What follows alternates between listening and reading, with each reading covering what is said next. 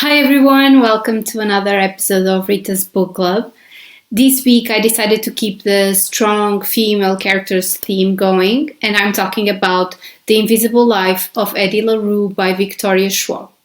I actually got really curious to read this book after I read Victoria's book that I made a review about, the Monsters of Verity series. The author mentioned this book a lot on social media, and the prompt really spoke to me. So, this book follows the story of Addie LaRue, a French young woman from 1714 that, in a desperate moment of her life, makes a bargain with a god to live forever in exchange of her soul.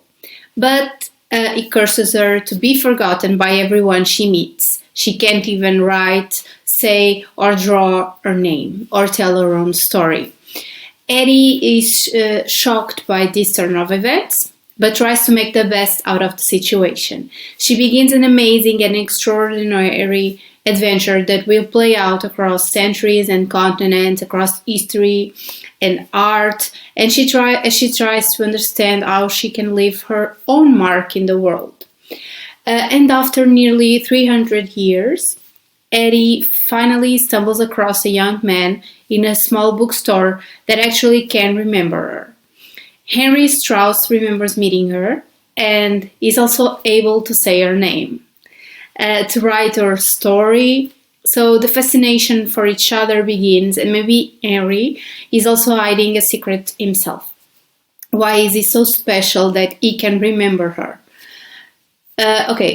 First things first, this prompt is amazing, am I right? Can you imagine having the possibility of being free and to live forever through history, but nobody actually remembering you? What would you do? Would it be worth it? I think that it's a brilliant plot, and as a reader, you embark on this journey with Addie. So, as we move along the story, we see her perspective and understand her situation, and that maybe for her it was worth it. It's truly a brilliant story. I was enamored by it. All the art and cultural references were also really well done.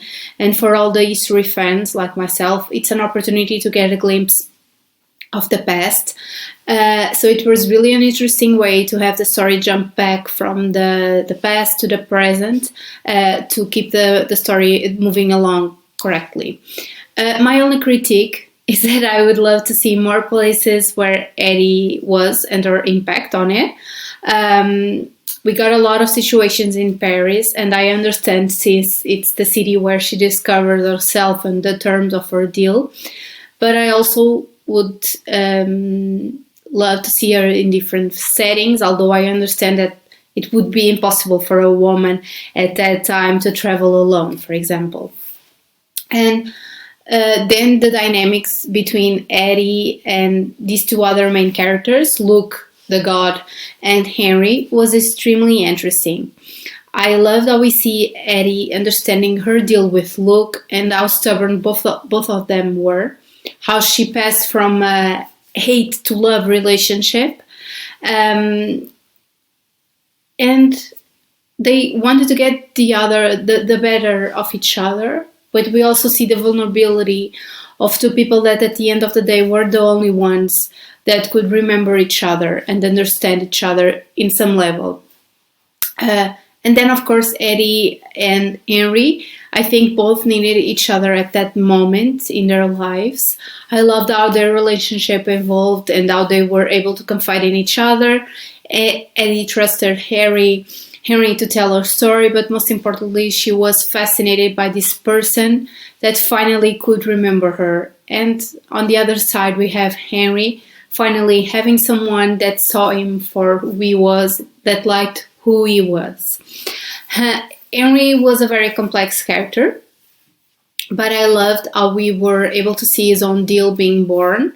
It made a lot of sense, but I think it was very important to see how Addie left a permanent mark on him as a person, and how he was able to become someone that wasn't afraid to show his true self. Another brilliant thing to me was how the author developed the idea that Addie was able to live her own mark in the world, in art, music, and books. We are taken on that journey with the character, and we see each and every scene where she realized, wait, you can't remember me, but I can't plant this idea on you to leave my mark. It was truly fascinating, even in the works of art where you couldn't see your face, but certain characteristics that appeared in multiple artists, like her freckles that formed a constellation. It was truly brilliant work made by the author. I know this is a standalone book, and for me it was perfect like this. It gives a little room for more if the author is interested in pursuing that, but I don't think that they are. At least they don't tell that they are interested in moving the book along. And to be honest with you, I loved the ending as it was. I don't really need more. I just have the satisfaction of seeing Addie fight for what she wants, and I know she will get it eventually. And anyway, it's a great book that you guys really need to read. As always, if you like this video, please like, comment, and subscribe to my channel. You can also follow me on Instagram at Rita's Book Club for more content. And thanks for watching, and see you next week. Happy readings!